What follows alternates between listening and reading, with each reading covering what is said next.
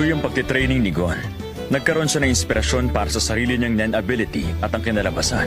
Ibato ang kamao! Jack! In! Bato!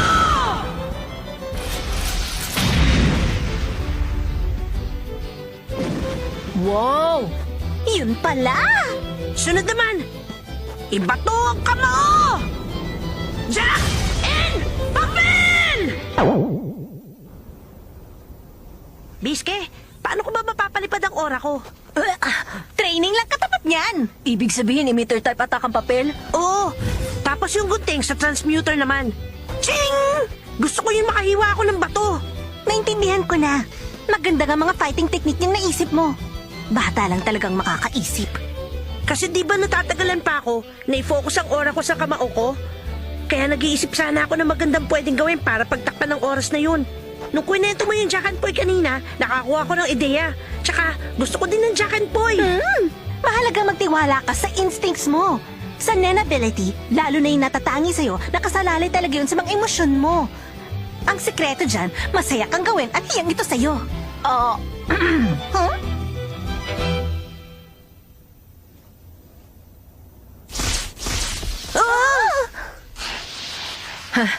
Ito lang muna ang kaya ko sa ngayon. Pero kapag nakapag-charge ako, mas malakas pang nagagawa ko.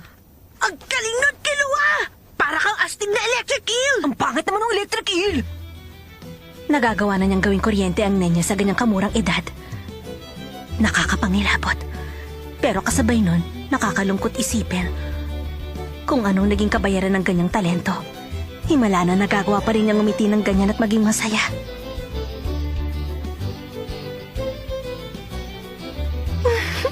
Talagang maganda silang combination.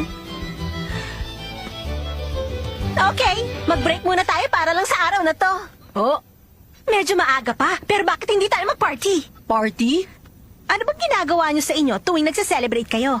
Nagse-celebrate? Hindi niyo na malaya, no? Malapit ng magbagong taon. Pareho lang ang takbo ng oras dito sa game sa tunay na mundo. Naku, lagot na! Oh. Hunter exams! Malapit na ang deadline ng registration! Kung kailan naman nagiging exciting ng training natin eh. Ang alam ko nga, natatapos ang registration sa katapusan ng taon. Kailangan na niya magmadali. Pero paano nga ba tayo makakapunta sa tunay na mundo? Hula ko, may mga spell cards dapat na nakakagawa nun, di ba? Tama yon.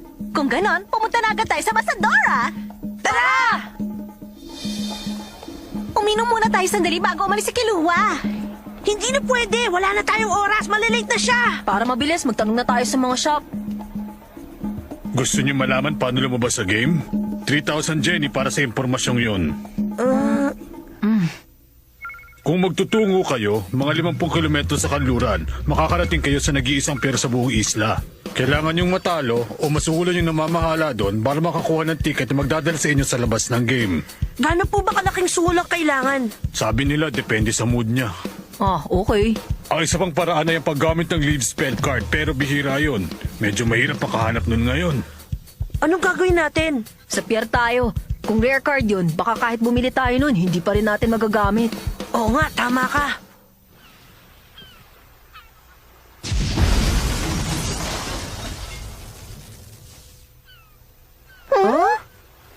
Jarang! O paano? Alis na ako para maipasa ko na ng mabilis yung exam at makabalik ako dito. Pagbaba mo sa Dolly Harbor, may makikita kang puno ng sedro sa taas ng bundok. Sa ilalim ng puno nakatira mga kiriko. Sabi mo kaibigan mo ko. Sila magdadala sa'yo sa lugar ng exam. Okay. Babay muna. Tara, mabuti pa. Ituloy na natin ang training mo. Os!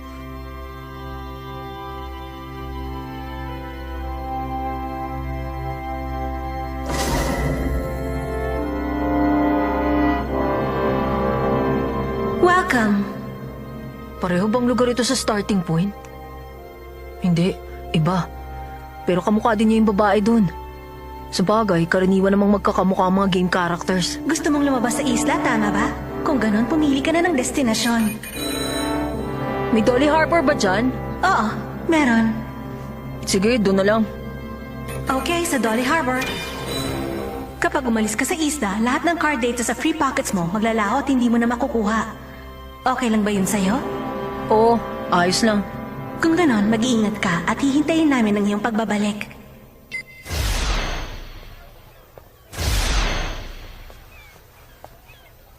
Nakabalik na ba talaga ako sa tunay na mundo? Parang wala namang pinagkaiba. Book! Okay, wala na nga ako sa Grid Island. Pagkatapos ko mag-register, pupuntahan ko na yung puno ng sedro na sinasabi ni Gon. Ah, hindi. Mas maganda pala kung mag-shower muna ako. Okay, dapat mag-train pa rin habang tumatakbo. Kapag nabuo mo na ang number 1 to 10 sa loob ng 1 minuto, pasado ka na sa stage na to. Ang sakit! Tumingin ka kasi sa dinadaanan mo.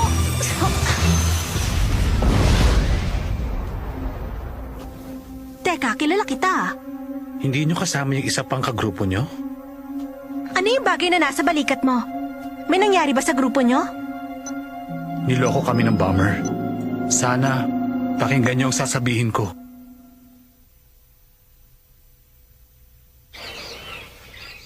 Yung lalaking yun pala, yung bomber? Yung ibang mga kagrupo ko naiwan sa base. Hinihintay nilang patigilan ni Bomber mga bomba. Naniniwala sila sa mga sinabi niya, kahit halata namang hindi siya tutupad sa usapan. Wala na ba tayong magagawa? Wala rin silang magagawa maliban na lang kung... Imposible. Kapag lumaban sila, siguradong yung mga unang susugod ang unang mamamatay. Kaya sino namang baliw ang gaganap sa papel na yun? Totoo yun. Si Jis pa yung pinakamalakas na miyembro ng grupo namin. Pero natalo siya sa isang iglap. Marami nang nawalan ng lakas ng loob lumaban nung makita nila yun. At napakalaking pagkakamali na hinayaan namin siya makalabas sa game. Magaling siyang tsumempo. Sa pinaka-di inaasahang oras niyang piniling i-announce ang sikreto niya. Kaya nabigla ang lahat. Wala sa amin nakapaghanda sa ganung pangyayari. Nakakahiyamang aminin. Ako man, sa sobrang pagkabigla, huli na ang lahat nung namalayan kung papaalis na siya sa game gamit ng leave. Malamang nakafocus ka sa pag-intindi sa paliwanag niya. Magulo pa ang isip mo noon. Oo. Nagkagulo kami lahat noon at sinamantala niya yun. Nahulog kami sa patimbong niya hanggang sa huli. Lahat kami masyado nang nabigla, natakot at naguluhan. Wala kaming nagawa. Pero bakit sa amin mo napiling sabihin ang lahat ng ito? Dahil sa lahat na nakilala ko sa islang ito, ang grupo ninyo tingin kong pinakamaaasahan sa lahat. Kung may makasalubong kayo ibang mga player, nakikiusap ako, sabihin niyo sa kanila ang lahat. Kung alam na nila ang kakayahan ng bomber, mapaprotektahan din sila. At kung posible lang sana, pakiusap, pwede ipagiganti nyo kami. Kung hindi posible yun, ipangako nyo man lang na hindi nyo siya hayaang maklear ang game. Sisikapin namin. Maraming salamat. Gagamitin ko ang kaunting oras na natitira sa akin para balaan ang lahat ng makasalubong kong player tukol sa bomber. Book. Return on, Bunsen!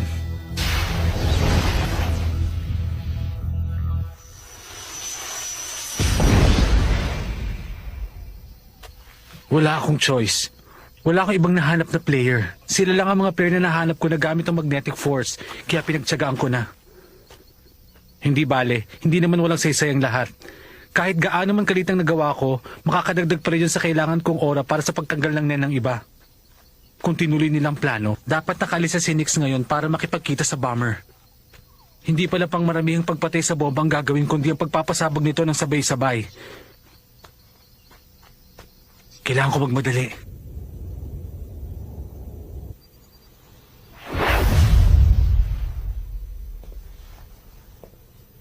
Pinaghintay mo ako ng matagal. Dali na, akin na ang singsing mo. Namatay na si Jace ba? Okay, ang singsing. Patigilin mo muna ang mga bomba! Hindi mangyayari yon. Kailangan ko munang bumalik sa loob ng game na suot ang singsing mo para makatiyak akong nasa binder mo talaga lahat ng cards na hinihingi ko. Tatanggalin ko ang bomba pagkatapos. Hindi ko na uulitin pa. Akin na ang singsing.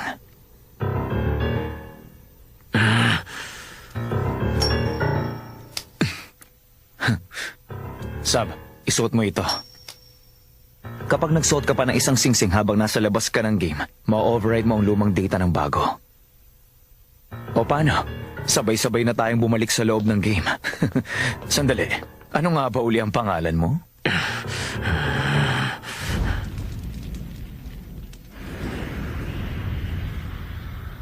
Migamura, Samingadura, Interaminga, Zenbera Rubura.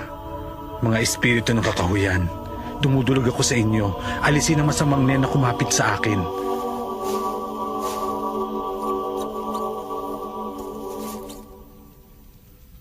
Heto na. Ano kaya kababalagan ang lalabas mula rito? Hinihiram ko ang kapangyarihan ng espiritu ng kakahuyan at gamit ang conjurer ability ko, nakakalikha ako ng isang nen beast na kayang kumain sa nen ng iba. Ang laki! Malamang ganito kalakas ang kapangyarihan ng counter ability ni Bomber. Ano nang nangyari? Pinento na ba niya yung mga bomba? Book. Magaling. 81 na uri ng stay pocket cards. Nandito nga lahat. Tumupad na kami sa kondisyon mo. Patigilin mo na ang mga bomba ngayon din! Oo, relax ka lang. Marunong akong tumupad. Pero bago yun, akin na yung 3 leave cards na pinahanda namin. Okay na. Tulad na napagkasunduan. Sub, Bara.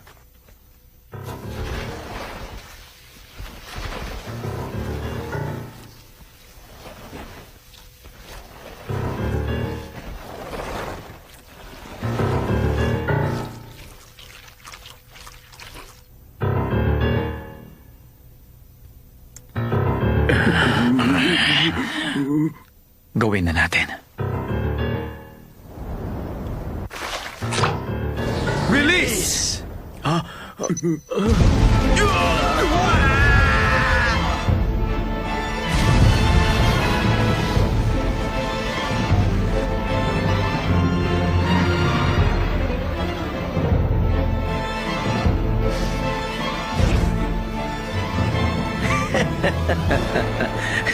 Pinalaya ko kayo sa mga buhay niyong walang kwenta.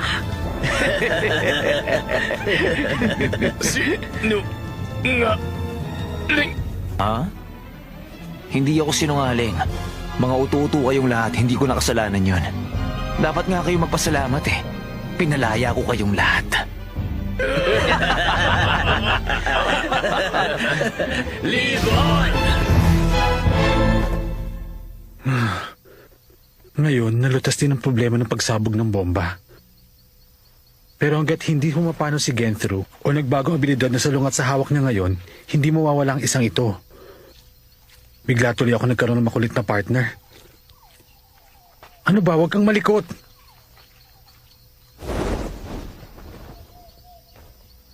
Ang nasa isip ng bomber, naubos niya kami. Hayaan mo na natin paniwalaan niya yun. Hanggat hindi pa ako makaganti.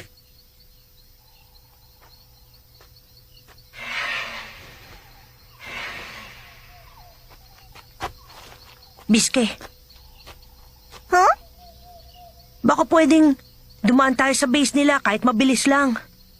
Lumipas na ang oras sa timer ng bomba. Isa pa, hindi naman natin alam kung nasa ang base nila. At kahit pa nalaman natin, wala naman tayo magagamit na spell card para dalhin tayo doon, kaya wag mo nang isipin yun. Alam ko naman yun. Pero kasi naisip ko baka sakali may ilan sa kanilang nakaligtas sa pagsabog. Walang nakaligtas.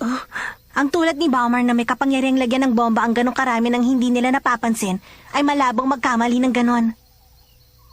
Pero, habang patuloy nating nilalaro itong game, malaki ang tsansang makabangga din natin siya sa hinaharap. At kung sakaling ng ganon, baka nga kailangan nating puntahan ng base nila para maghanap ng impormasyon. Kailangan natin ng spell cards. Pumunta tayo sa Masadora, ibenta natin ang monster cards natin para makabili ng spell cards. Okay! Oy, Biske! Sa tingin mo, gano'ng katagal pa bago ko ma-master ang special technique ko? Kakaumpisa mo palang mag-aral ng NEN. Hindi ko pa masabi kung kailan mo maabot ang full potential mo. Ganun ba? Pero feel ko, hindi naman ganun katagal ang aabutin. Mabilis ka matuto kaya anong malay natin, di ba? Talaga? Sa tingin mo? Ano nga kaya? Umaasa akong maayos ng basic form ng tiktik mo pagbalik ni Killua. Ayos! Makukumpleto ko rin ang teknik ko at susurpresahin ko siya!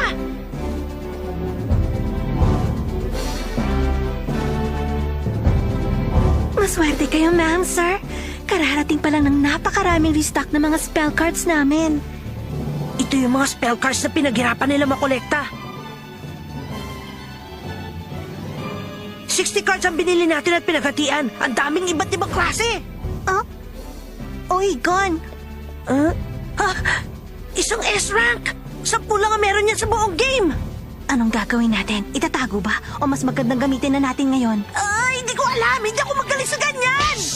Masyadong malakas ang boses mo. Baka lalo tayong mahalata. Kung nandito lang sana si Kilua.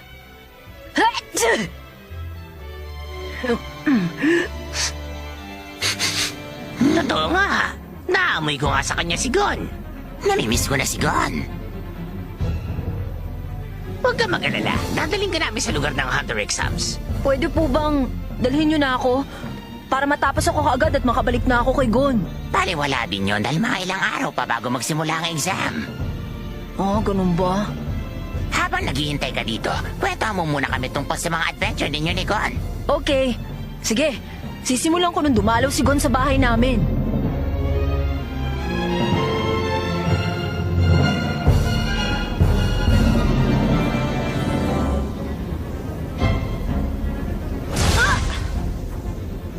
Magandang nagiging progress mo. Malapit mo nang makumpleto ang basic form ng tiktik mo. Maganda mag-training dito dahil siguradong ligtas tayo, di ba? Dahil makikita natin agad kung may paparating at makakapaganda tayo bago sila makalapit para makagamit ng spell. Nararamdaman ko may mga nakatingin sa atin ngayon mula Masadora, tulad nung naramdaman ko doon sa starting point. Pero ngayon, mas marami na tayong spells na pang-defense. Pero para mas makasiguro, gumamit na rin ako ng Blackout Curtain card. Okay lang yan. Wala ring mangyayari kung masyado tayong mag-iisip tungkol sa mga spell card. Mag-focus ka na lang ngayon sa training mo. Os!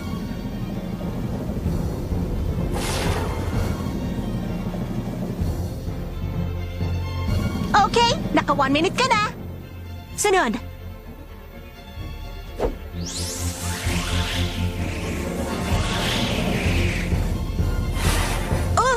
Ayaw pa rin! Hindi pa rin umabot doon sa bato! Ano ka ba? Huwag ka masyadong mainip. Ang galing nga ng transmuter abilities mo kumpara sa iba. Magpasensya ka lang at magsimula ka lang sa pag-focus ng pagpapanatili ng aura mo sa anyo ng isang sphere at dapat mas mahabang oras. Os! Tandaan mo, mas matagal mo mapanatili ang sphere aura mo, mas malakas ang 10 mo. Matapos ng sapat na training, magagawa mo rin mapanatili ang sphere aura mo sa mas matagal na panahon. Mga 2 hanggang 3 araw o higit pa. Bago matapos ang araw na to, maaabot mo rin ang lapidang yon.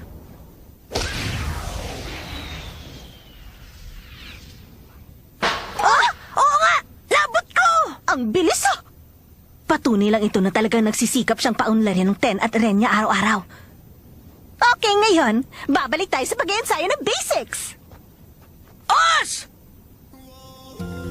Habang hinuhubog ni Gon ang secret technique niya, tuloy lang ang pag-iensayo niya sa ilalim ni Bisque. Samantalang pansamantalang umalis sa laro si Kilua para mag-hunter exam. Pareho sila nagsisikap para maabot ang mga layunin nila.